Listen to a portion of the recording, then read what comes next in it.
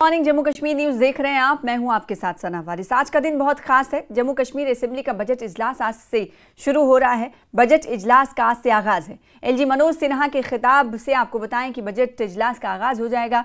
बड़ी खबर आपको दे रहे हैं, अनजानी मेंबरान को भी खराज अकीदत बजट सेशन की शुरुआत पर दिया जाएगा। साबिक वजीर आजम अनजानी मनमोहन सिंह को भी खराज अकीदत पेश किया जाएगा। और आपको बताएं कि बाद बजट 7 मार्च को पेश होगा। सीएम उमर अब्दुल्ला बजट पेश करेंगे। आज से आपको बताएं कि जम्मू कश्मीर असेंबली का बजट सेशन शुरू हो रहा है और एलजी मनोज सिन्हा के खिताब के साथ ही ये बजट सेशन शुरू हो जाएगा। आपको बताएं कि बजट सेशन में अनजानी मेंबरान को खराज अकीदत भी पेश किया जाएगा। खबरें मिल रही हैं, साबिक वजीर आजम अनजानी मनमोहन सिंह को भी खराज अकीदत पेश किया जाएगा। और इससे पहले तमाम पार्टियों ने अपनी अलग अलग मीटिंग करके एक मतअमली तैयार कर ली है कि किस तरीके से हुकूमत अपना रोल अदा करेगी और अपोजिशन पार्टियां किस तरीके से अपोजिशन का किरदार अदा करेंगी। इसको लेकर अपनी अपनी मीटिंग्स इससे पहले मैराथन बैठकें हो चुकी हैं और आज जिस पर सभी की निगाहें टिकी हुई थी, आज से यानी 3 मार्च से बजट सेशन का आगाज जम्मू कश्मीर असेंबली में हो रहा है। एलजी की मनोज सिन्हा के खिताब के साथ ही आगाज हो रहा है। हमारे साथ समीर जुड़ रहे हैं इस खबर पर, जानकारी उन्हीं से लेंगे। समीर, जिस दिन का इंतजार था वो आज 3 मार्च है। आज से कितने बजे माना जाए कि एलजी का खिताब शुरू होगा, संबोधन शुरू होगा, फिर उसके बाद बजट का बाज़ाब्ता तौर पर आगाज हो जाएगा बजट सेशन का? सना, आपने सही कहा, आज का दिन बहुत बड़ा इम्पोर्टेंट डे है जम्मू कश्मीर की इतिहास में। और इसलिए इम्पोर्टेंट है क्योंकि 2018 में बजट सेशन हुआ था जम्मू में, जिसको हमने कवर किया था। लेकिन 2018 के बाद जब महबूबा मुफ्ती सरकार गिर गई तो उसके बाद यहाँ पे गवर्नर रूल लग गया। उसके बाद आज तक यहाँ बजट सेशन नहीं हुआ। हालांकि जो सेशन असेंबली सेशन है इस गवर्नमेंट का, ये दूसरा सेशन है, लेकिन बजट सेशन पहला है। पहला सेशन आपको याद ही होगा कि जब गवर्नमेंट उमर अब्दुल्ला गवर्नमेंट ने ओट ली थी, उसके बाद ब्रीफली 7 दिन का कश्मीर वैली में, श्रीनगर में सेशन हुआ था, असेंबली सेशन। लेकिन जहाँ तक बजट सेशन की बात, और बजट सेशन इम्पोर्टेंट इसलिए होता है कि इसमें बजट पेश किया जाता है। और आज से तकरीबन 10 बजे एलजी मनोज सिन्हा खिताब शुरू करेंगे। जो मेंबरान असेंबली हैं 90 के 90 वो उस हाउस में बैठेंगे और उनके सामने एलजी मनोज सिन्हा खिताब करेंगे। उसके बाद जब ये स्पीच उनकी होगी, जो कि गवर्नमेंट का स्पीच होता है, गवर्नमेंट ड्राफ्टेड स्पीच होता है, और जिसमें जो गवर्नमेंट की प्लानिंग, पॉलिसीज, प्रोग्राम्स पर बात होती है, उनको उसका खाका सामने रखा जाता है। उसके बाद ब्रीफली एक घंटे का सेशन होगा, जिसमें 2 चीजें होंगी। एक तो जो चेयरपर्सन है अब्दुल रहीम राठौर जी, वो पैनल ऑफ चेयरपर्सन का नाम तय करेंगे। पैनल ऑफ चेयरपर्सन जो है उनके नाम वो अनाउंस करेंगे। और दूसरा जो चीज होगी वो तकरीबन 5 ऐसे पर्सनैलिटीज, एमिनेंट पर्सनैलिटीज हैं जो पिछले 4 महीने में जिनका देहांत हुआ है, उनको ट्रिब्यूट किया जाएगा। ऑब्जेक्टिव रेफरेंसेस उनके प्रति रखी जाएंगी और हर कोई एमएलए, हर किसी पॉलिटिकल पार्टी के जो सिलेक्टेड एमएलए हैं वो उन पर्सनैलिटीज के बारे में बात करेंगे, जिसमें मेनली है डॉक्टर मनमोहन सिंह, जो कि फॉर्मर प्राइम मिनिस्टर रहे हैं और अभी कुछ दिन पहले उनका देहांत हुआ था। तो ये ऑब्जेक्टिव्स होंगे। और उसके बाद आज की कार्रवाई कल तक के लिए मतलब एक चीज से मुअत्तल की जाएगी। लेकिन कल जो पेशन हुई है कि बहुत ही हंगामेदार चीजें होने की तवक्को है, क्योंकि कई रेजोल्यूशन ऐसे हैं, जैसे सज्जाद ने जो रेजोल्यूशन बोला है कि वो लाएंगे, जिसमें वो धारा 370 की रेस्टोरेशन की मांग करेंगे। इसी तरह वही पर्रा जो कि पीडीपी के हैं, उन्होंने भी 2 कंट्रोवर्शियल रेजोल्यूशन लाने का ऐलान किया है, जिसमें एक 31 जुलाई जो यौमी शोदा की छुट्टी है जिसको कैंसिल किया गया था, उसको वापस करना है। और एंटी बिल्डोजर लॉ भी उन्होंने बोला है कि बिल्कुल। और इसके अलावा जो 3 और मुद्दे थे, अल्कोहल बैन और फिर लैंडलेस लोगों को लैंड, जमीन की मिल्कियत दिलाना, और एक और मुद्दा डेली वेजेस को लेकर था, उसके बारे में क्या पीडीपी उसी पर कायम है अभी तक? जी बिल्कुल बिल्कुल, आपने सही कहा। शराबबंदी भी तो अपनी जगह है, शराबबंदी की जो रेजोल्यूशन है वो भी लाएंगे, लेकिन शराबबंदी पे इतनी ज्यादा कंट्रोवर्सी नहीं है। लेकिन हाँ। जो बाकी है, जैसे right to land property bill जो है वो बड़ा कंट्रोवर्शियल है, उस पे हंगामा हो सकता है। धारा 270 पे जो सजा लोन की क्या ये माना जाए कि ये बजट सेशन तो देखिए आवाम की उम्मीदों पे किस हद तक खरा उतरेगा, ये तो देखने वाली बात होगी जब बजट पेश होगा 7 मार्च को, जब सीएम पेश करेंगे। इसके अलावा क्या ये माना जाए कि ये विधान सभा सत्र, बजट सत्र जो है, इससे कहीं ना कहीं पार्टियों के किरदार की अक्कासी भी होगी? क्योंकि अगर पीडीपी इन तमाम रेजोल्यूशन को ला रही है तो उस पर एनसी किस तरीके से साथ दे रही है, सपोर्ट कर रही है, इससे एनसी का स्टैंड जो है अवाम में जो जाएगा वो क्लियर हो जाएगा। क्या ये भी एक अहम पहलू रहने वाला है? पते की बात कही सना आपने, बहुत ही इम्पोर्टेंट बात कही आपने, और यही तो पीडीपी चाहती है। वो चाहती है कि बीजेपी एनसी को वो प्रूव करना चाहती है, जो पहले से वो अटेम्प्ट कर रही है जब से सरकार आई, कि वो ये प्रूव करना चाहती है, लोगों को ये समझाना चाहती है कि जो बेसिकली एनसी जो है बीजेपी की हाफ टीम है, वो बी टीम है उसकी। और इसीलिए बार बार नेशनल कॉन्फ्रेंस को उलझाने के लिए, नेशनल कॉन्फ्रेंस को एनसर्कल करने के लिए, उनको सियासी तौर पर उनको पटखनी देने के लिए और उनको ये दिखाने के लिए कि वो बीजेपी के साथ मिलकर काम कर रहे हैं, तभी ये बिल्स लाई जा रही हैं। और सही आपने कहा कि नेशनल कॉन्फ्रेंस पर अब डिपेंड होगा, क्योंकि अगर वो उसकी मुखालफत करते हैं तो ऐसा हो जाएगा कि वो नेशनल बीजेपी के दबाव में काम कर रहे हैं। तो यही तो पीडीपी चाहती है। पीडीपी बेसिकली माइंड गेम खेल रही है। बेसिकली कहा जा सकता है कि नेशनल कॉन्फ्रेंस के लिए आगे कुआं और पीछे खाई जैसी जो हालात हैं, स्थिति जो है वो बनने वाली, कहीं ना कहीं ये तो कहा जा सकता है। समीर बिल्कुल सना, आपने सही कहा। बेसिकली प्रॉब्लम तो यही है, यही तो गेम है, सियासत यही है। और पीडीपी को पता है कि सिर्फ 3 असेंबली मेंबर है, और कल वही परा का एक बयान आया है, उन्होंने कहा है कि सिर्फ 5 ही तो मेंबर हैं जो कि अपोजिशन में है, बाकी सब बीजेपी के साथ है। उन्होंने कहा नेशनल कॉन्फ्रेंस भी बीजेपी को सपोर्ट कर रही है, कांग्रेस भी बीजेपी को सपोर्ट कर रही है, जो बाकी छोटी छोटी पार्टियां हैं जो एनसी के साथ है वो भी उन्हीं के साथ है। तो सिर्फ 5 मेंबर ऐसे हैं जो अपोजिशन में है, जिसमें 3 पीडीपी के, एक सजा लोन है और एक जो इंजीनियर रशीद के भाई खुर्शीद है। तो ये शायद एक बात और बड़ी दिलचस्प है, शायद ऐसा देखने में कम ही मिलता होगा कि इस बार जब भी ये देखने असेंबली सेशन हो या पार्लियामेंट का सेशन हो, हुकूमत की तरफ से किसी तरह की डिमांड नहीं रखी जाती है, लेकिन ये यूटी का जो बजट सत्र होगा, बजट सेशन होगा, इसमें हुकूमत भी डिमांड रखेगी, वो भी स्टेटहुड से जुड़ा हुआ। ऐसे में बीजेपी कहीं ना कहीं इसका अपोज करेगी, ये इम्कान जाहिर किए जा रहे हैं। क्या माना जाए? देखिए, स्टेटहुड के बारे में बीजेपी ने अपने पत्ते अभी नहीं खोले। मैंने बात की थी जब मैं कटरा में सुनील शर्मा से जब मैंने बात की थी, उन्होंने कहा था कि मैंने उनसे पूछा था कि अगर स्टेटहुड के बारे में कोई रेजोल्यूशन आता है, तो उन्होंने कहा कि देखिए स्टेटहुड का जो फैसला है को वापस दिलाने का वो पार्लियामेंट का जो रिलेशन है। उन्होंने कहा कि इसमें कोई यहाँ पे अगर आप रेजोल्यूशन लाते हैं तो उसका कोई फायदा नहीं है। तो कहीं ना कहीं स्टेटहुड के नाम पे भी राजनीति हो सकती है, और नेशनल कॉन्फ्रेंस तो भरपूर उसमें चाहेगी कि पीडीपी भी उसको सपोर्ट दी, कांग्रेस को सपोर्ट कर ही रही है, लेकिन वो चाहेगी कि बीजेपी भी इस पे सपोर्ट करे। तो देखना पड़ेगा कि बीजेपी उस पर क्या लेती है। लेकिन जो असली इम्तिहान है वो यही, जो रेजोल्यूशन आएंगे, जो प्राइवेट रेजोल्यूशन आएंगे, हालांकि ये बाद में आएंगे, पहले बजट पर सबकी निगाहें। और आपने सही कहा कि बजट पे लोग अगर जो उमर अब्दुल्ला कुछ वादे पूरे करते हैं तो वेल एंड गुड, नहीं तो अपोजिशन को बहुत बड़ा मौका मिलेगा। बिल्कुल। तो कैसे ये यूटी जो है काम करेगी और किस तरह से तरक्की होगी, इन तमाम चीज़ों का खद्दोखाल जो है तय कर लिया गया है, और इसीलिए बजट सेशन शुरू हो रहा है आज से।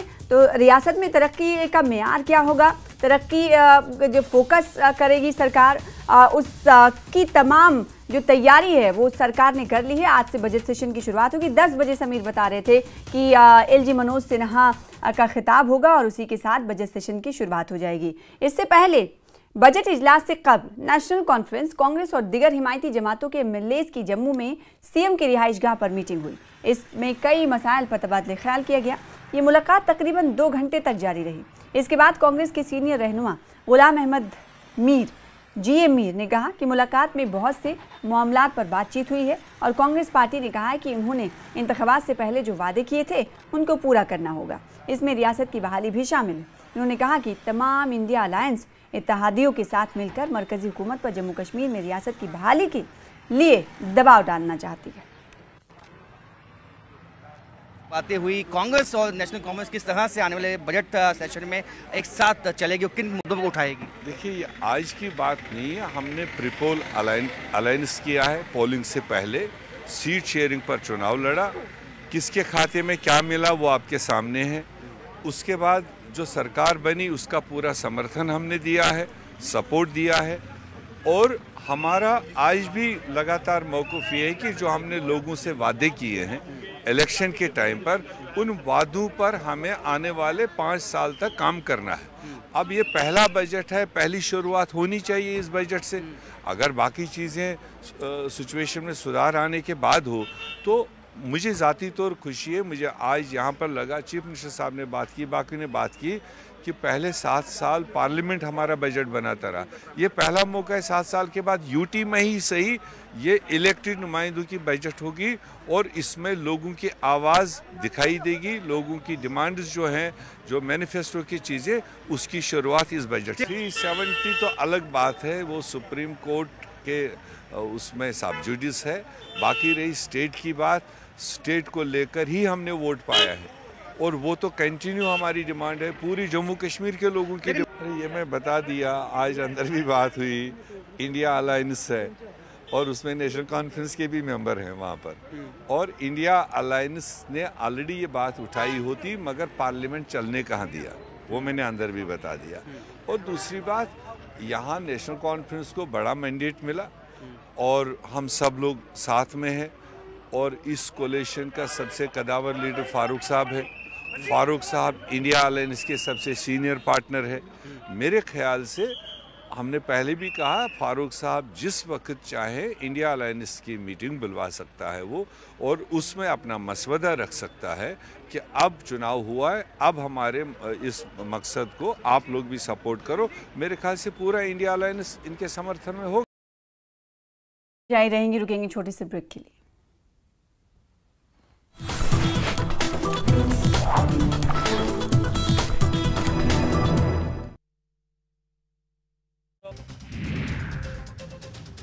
एचआरटीसी बस में करंट लगने से यात्री की दर्दनाक मौत। परवाड़ू में गिरे हाई वोल्टेज तार बने जानलेवा। हाई वोल्टेज तारों के कारण एचआरटीसी बस यात्री की मौत। चालक ने यात्रियों को सतर्क किया। सोनमर्ग में भारी बर्फबारी हुई। पूरे इलाके में तकरीबन 2 से 3 फीट बर्फ जमी, जिसे क्लियर करने के लिए टीम जुटी। नशा कारोबारियों के खिलाफ सीएम सुक्खू ने सख्त कार्रवाई करने के निर्देश दिए। नशा तस्करी में शामिल सरकार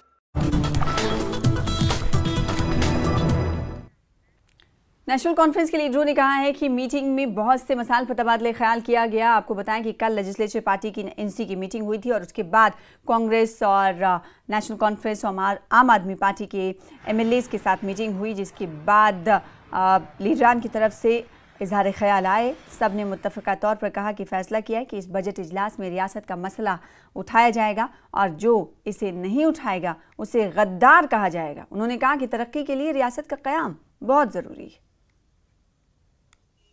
डिस्कस क्या करना था, ये तो नॉर्मल एक मीटिंग थी मुझे कि हमने आगे कैसे कैसे चलेंगे, असम्बली में जवाब दे कैसे बन जाएगी, यही चीजें थी। तो अब कल कैसे क्या देखें, अब 7 तारीख को किस तरह का ये माहौल कैसा रहने वाला है? माहौल ठीक हो गया, लड़ाई करने थोड़ी जाना है, झगड़ा थोड़ा ही है यार। असम्बली चलेगी, मुद्दे उठेंगे लोग और सरकार जवाब देगी।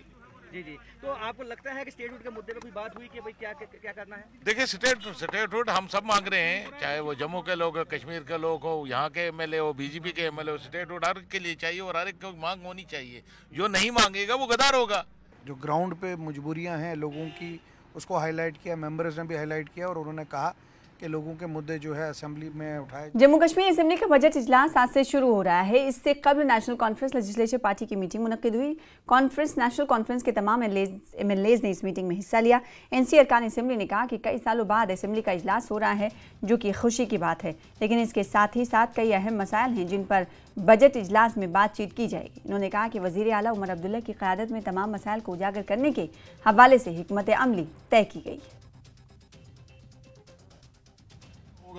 वो अच्छी तरीके से चलना चाहिए और हमारी तरफ से फुल कोऑपरेशन होगी ऑनरेबल स्पीकर को इस हाउस को चलाने के लिए, क्योंकि लोगों ने बड़े किदत से वोट डाले हैं। परसेंटेज काफ़ी बढ़ गया हमारे यूटी में, रियासत में, लेकिन अब लोग चाहते हैं हमारे मसले उबारे जाएं हाउस में। लेकिन उसके लिए एक साजगार माहौल की ज़रूरत है। और मुझे उम्मीद है कि जो हमारे मुखालफिन हैं, जो अपोजिशन पार्टीज़ हैं, वो भी इसमें अपना रोल अदा करेंगे और असम्बली सेशन को कामयाब करेंगे। देखिए, सेशन बहुत अहम है, लोगों के मसाइल उठेंगे और गवर्नमेंट को जवाबदेह होना है। गवर्नमेंट बताएगी। पहला सेशन है, पहली बार क्वेश्चन आ रहा है 6-7 साल के बाद, और हमें उम्मीद है कि इस बार सेशन अच्छा रहेगा और गवर्नमेंट जो है जवाबदेह बन जाएगी। स्टेटहुड कितना बड़ा मुद्दा है, कितना मुश्किलें आपको आ रही हैं स्टेटहुड ना होने की वजह से? एक घर में 2 मालिक रखे तो घर का क्या हाल होगा। एक कहेगा मुझे कमरा बनाना है, दूसरा कहेगा कमरा तोड़ना है, न कमरा बनेगा न टूटेगा। तो वही हाल रियासत का है कि जब 2 पावर सेंटर्स होंगे तो आपको मालूम है कि रियासत का क्या हाल होने वाला है। आप मुतमईन रहे, इंशाल्लाह we are as a team we are at the back in support of our honourable chief minister साहब उमर साहब, हमारी कायद के बैक एंड सपोर्ट पर है। इंशाल्लाह वी विल इम्प्लीमेंट जो हमने। मेरा सवाल है, आप एक एडमिनिस्ट्रेटर भी रहे हैं और आपने देखा है, लेकिन इस वक्त स्टेटहुड नहीं है, administration, law and order central government के बाद ड्यूल पावर, आपको लगता है कि वो सबसे बड़ा इशू? मैं आपको एक ही बात करूंगा, everybody has to respect the mandate of the people. लोगों ने इस सरकार को मैंडेट दिया है, लोगों ने MLAs को अपना वोट दिया है, everybody has to respect that. उसके अलावा क्या इश्यूज आपको लगता है काफ़ी बर्निंग इशू है sir? Senior National Conference leader और MLA सोनावारी एडवोकेट हिलाल अकबर लोन ने न्यूज़ 18 से बातचीत करते हुए कहा कि हुकूमत को बने हुए सिर्फ 4 माह हुए हैं और हुकूमत आवाम के लिए जो कुछ मुमकिन हो सकता है वो कर रही है। उन्होंने अपोजिशन पार्टी के इन दावों को सख्ती से मुस्तरद कर दिया कि नेशनल कॉन्फ्रेंस हुकूमत कुछ नहीं कर रही है। इन्होंने अपोजिशन लीडरान को निशाना बनाते हुए कहा कि उनके पास कोई अलादीन का चिराग नहीं है कि वो एक ही रात में सब कुछ कर सकें। एडवोकेट हिलाल अकबर लोन ने मजीद कहा कि वक्त के साथ चीज़ें बेहतर होंगी और हुकूमत हर मुमकिन तरक्की और अवामी बहबूद के इक़दाम उठाएगी।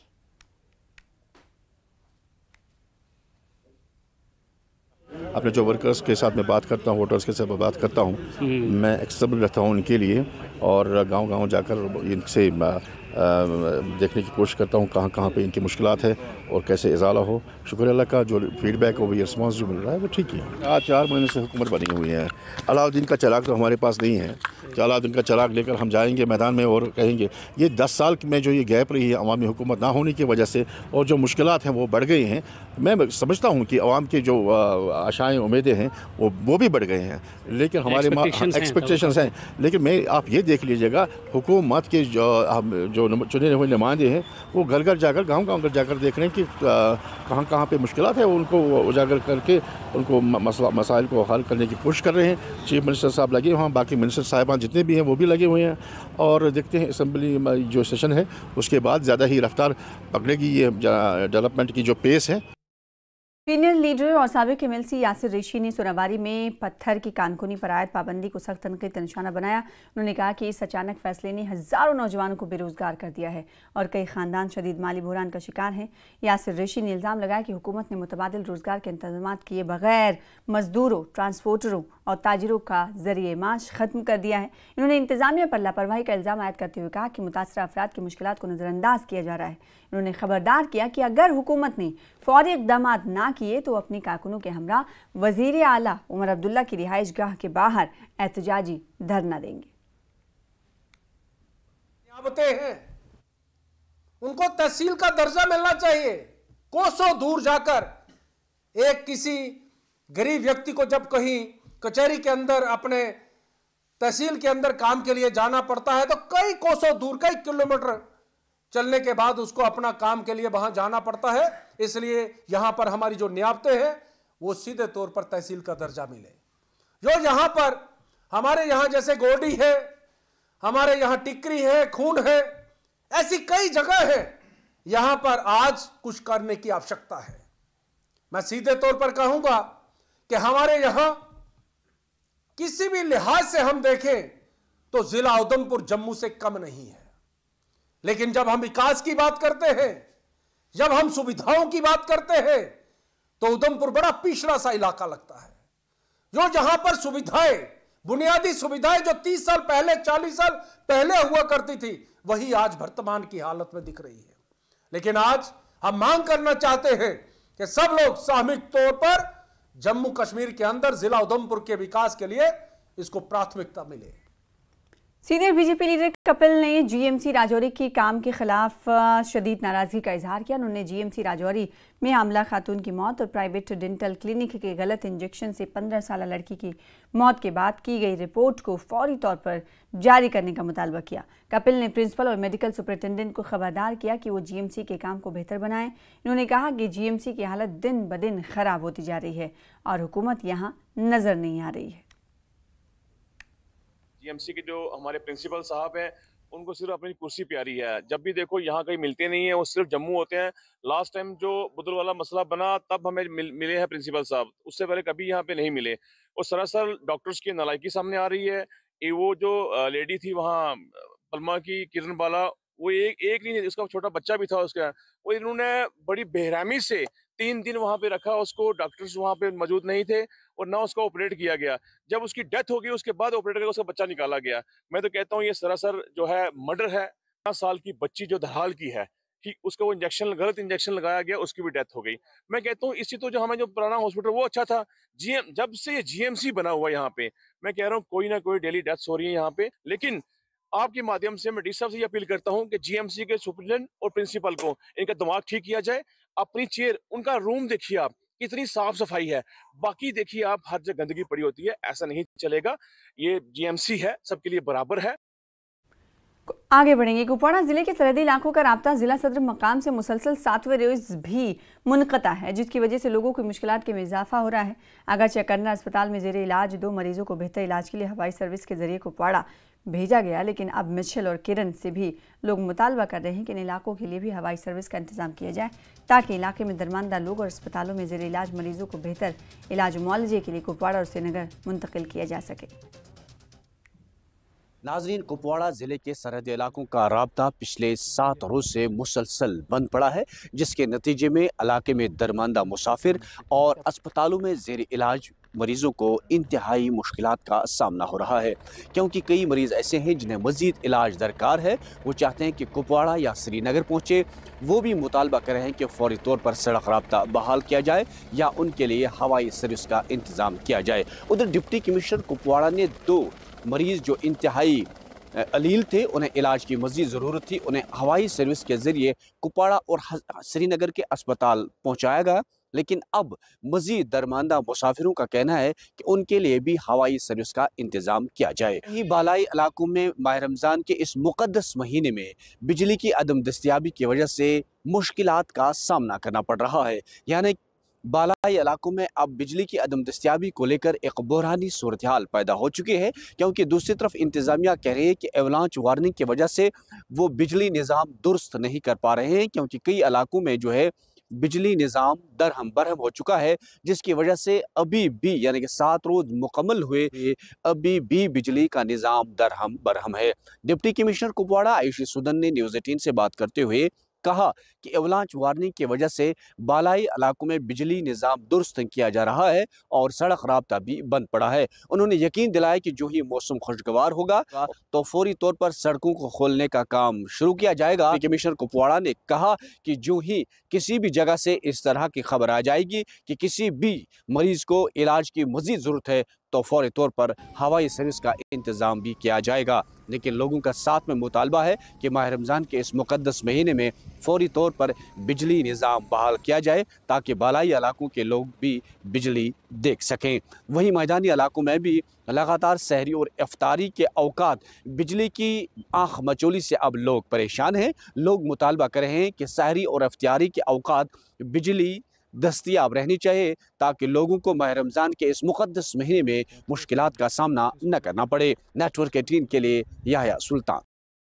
रमज़ान मुबारक का मुक़द्दस महीना चल रहा है और ऐसे में बिजली की आँख मचौली और दूसरी तरफ सदर मकाम से मुनक़ता रहना राब्ता, ये काफ़ी अहम पेचीदा मसला होता जा रहा है, क्योंकि हमारे साथ लगातार रिपोर्ट करते रहे याह्या जुड़े हुए हैं। याह्या, कितना और वक्त लग सकता है ज़िला सदर मकाम से दूसरे इलाकों का कनेक्टिविटी बहाल होना? क्या कह रही है इंतज़ामिया?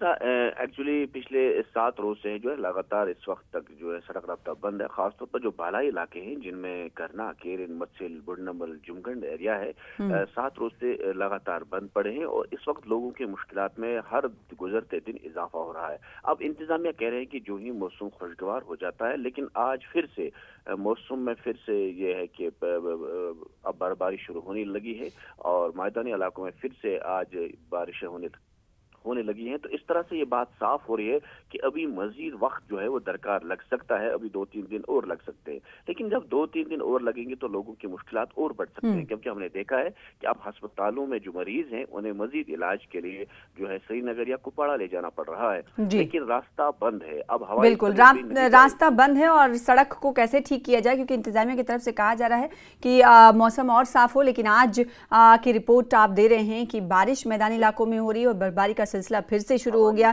तो ये इम्कान जाहिर किया जा सकता है कि अभी सड़क राब्ता जो कि सदर मकाम से दूसरे लिंक्स रोड जो बंद हैं उनका राब्ता बहाल होना नामुमकिन सा अभी मौजूदा वक्त में लग रहा है। बहुत शुक्रिया हमारे साथ जुड़ने के लिए और इस हवाले से जानकारी देने के लिए। याहिया,